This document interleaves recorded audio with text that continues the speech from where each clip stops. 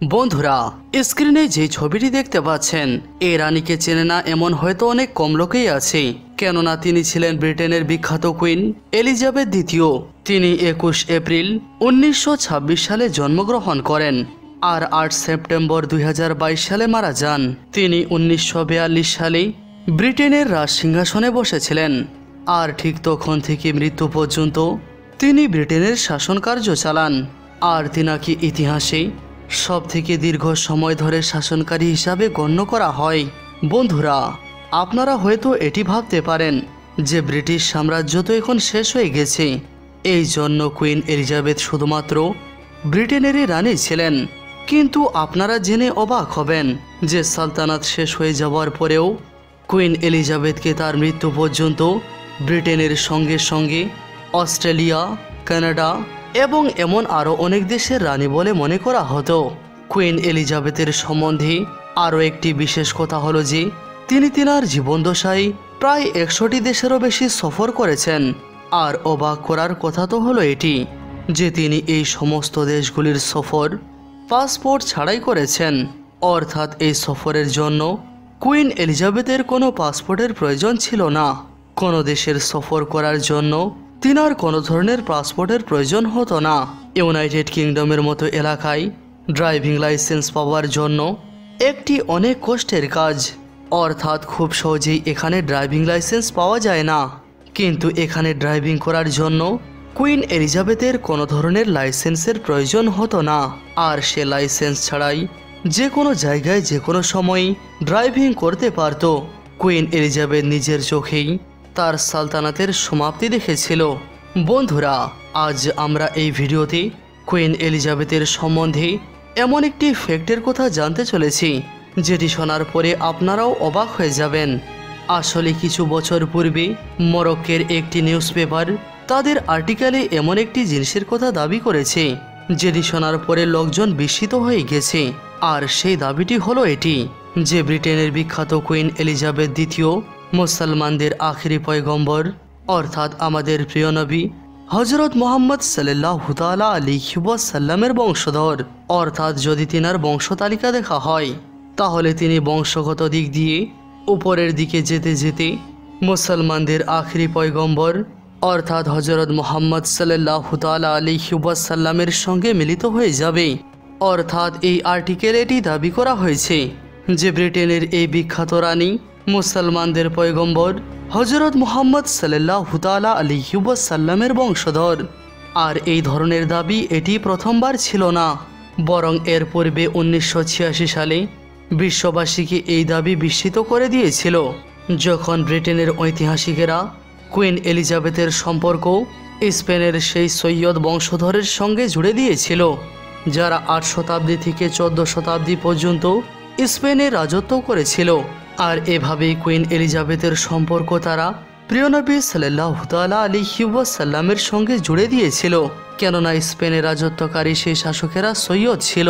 আসলে ইউকের সঙ্গে সঙ্গে ইউরোপের প্রায় প্রত্যেক এলাকায় এই বিষয়টিকে নিয়ে অনেক সমালোচনা হয়েছে যে আসলে কি কুইন এলিজাবেথ নবী পাক সাল্লাল্লাহু তাআলা আলাইহি ওয়াসাল্লামের বংশধর হয় কিনা।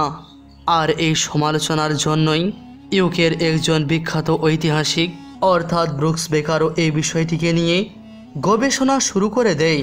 আর পরবর্তীতে সেও এটি দাবি করে যে আমি আমার অনুসন্ধানে এটি খুঁজে পেয়েছি যে কুইন এলিজাবেথের সম্পর্ক কোনো না কোনোভাবে নবী পাক সাল্লাল্লাহু তাআলা আলাইহি ওয়াসাল্লামের সঙ্গে গিয়ে মিলে যায়।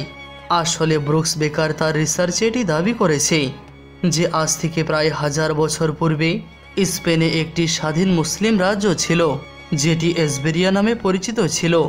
আর এখানকারই একজন শাসক যার নাম ছিল আবুল কাসিম ইবনে ইবাদ নামক এই বিখ্যাত শাসক মুসলমানদের আখেরি পয়গম্বর অর্থাৎ হজরত মুহাম্মদ সাল্লাল্লাহু তাআলা আলাইহি ওয়াসাল্লামের নাতি হজরত ইমাম হাসান রাদিয়াল্লাহু আনহুর বংশধর ছিলেন।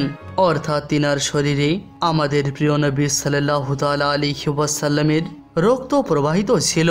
ঐতিহাসিক দিক থেকে সূচনায় ইবনে ইবাদ নামক এই ব্যক্তিটি স্পেনে অবস্থিত মুসলমানদের মেইন সালতানাত অর্থাৎ কর্দোবার গভর্নর ছিলেন। কিন্তু পরবর্তীতে যখন স্পেনের এই প্রধান সালতানাত অনেক দুর্বল হয়ে পড়ল। তো তিনি তিনার নিজের স্বাধীন সালতানাতের ঘোষণা করেন। কিন্তু কিছু বছর পরেই মুসলিম ইতিহাসের একজন বিখ্যাত এবং শক্তিশালী আফ্রিকান সেনাপ্রধান, যার নাম ইউসুফ বিন তাসফেন ছিল, তিনি স্পেনের এলাকায় প্রবেশ করে সেখানে অবস্থিত ছোট ছোট মুসলিম কমজোর সালতানাতগুলির অবসান ঘটিয়ে সেখানে একটিমাত্র সালতানাত স্থাপন করেছিলেন।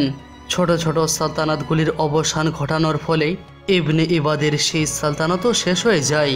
কিন্তু সেই সময় তার এক নাতনি, যার নাম জাহেদা ছিল, সে সেই যুগে স্পেনের এলাকায় অবস্থিত খ্রিস্টানের সবথেকে শক্তিশালী সালতানাত অর্থাৎ ক্যাস্টাইলে আশ্রয় গ্রহণ করেছিল।